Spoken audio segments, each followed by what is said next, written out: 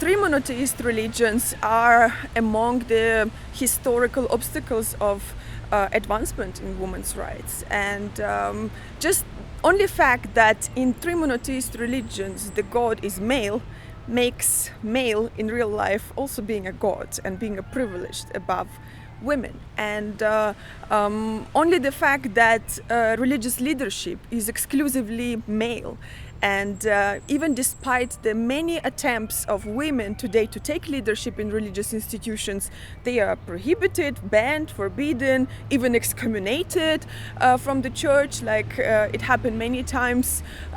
So even this fact shows that these institutions, religious ideas are male-favoring ideas, and they are male-favoring institutions. They do not want women to take leadership in those institutions. They do not want equality.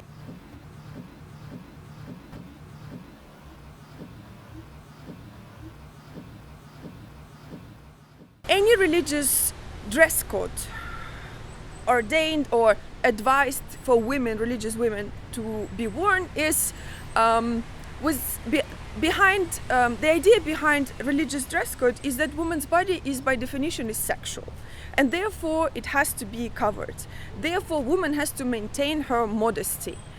And behind this idea is not only the idea that woman is sexual object that is in danger to be attacked in public space, and therefore she should be protected and covered.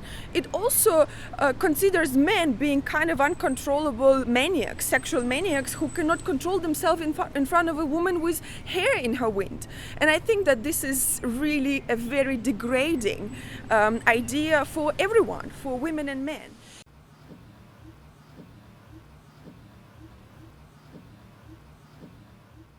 Fighting for women's rights is dangerous, but being a woman by definition is still dangerous in our times, because women are still sold, abused, considered to be a commodity. If we look at the statistic, really everywhere, including in Europe, in developed, prosperous countries, domestic violence is still a very, very big issue. Feminicide, women die because they are women. They are killed because they are women by their partners or ex-partners. The numbers are tragic. The sexual exploitation of women is a big issue, a central issue, an issue of debate in feminism too, but yet women are trafficked and exploited.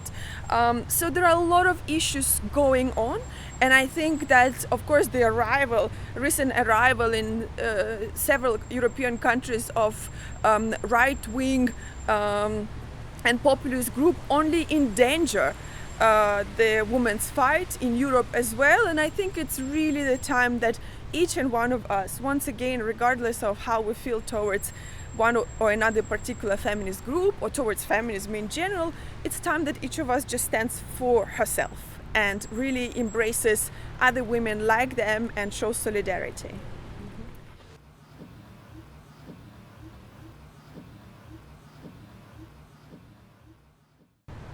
If idea of being equal to men is extreme, I'm fine to be extreme. If idea of claiming that as a person I have to own my dignity and my freedom and right to choose is extreme, I'm okay with being extreme. If idea that women should not be killed for who they are, or should not be silenced because they were born in woman's body, or should not be oppressed because of this body, is extreme, I'm fine to be extreme. I mean, extreme, what is extreme? Some ideas, that we consider today normal and even trivial, at one point in history were extreme. The idea that the race should not be a reason to discriminate people was extreme at one point.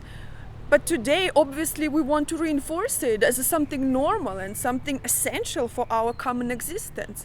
So, yeah, if ideas of equality between men and women are extreme, it's okay to be extreme. I want to be extreme then. I am extreme then.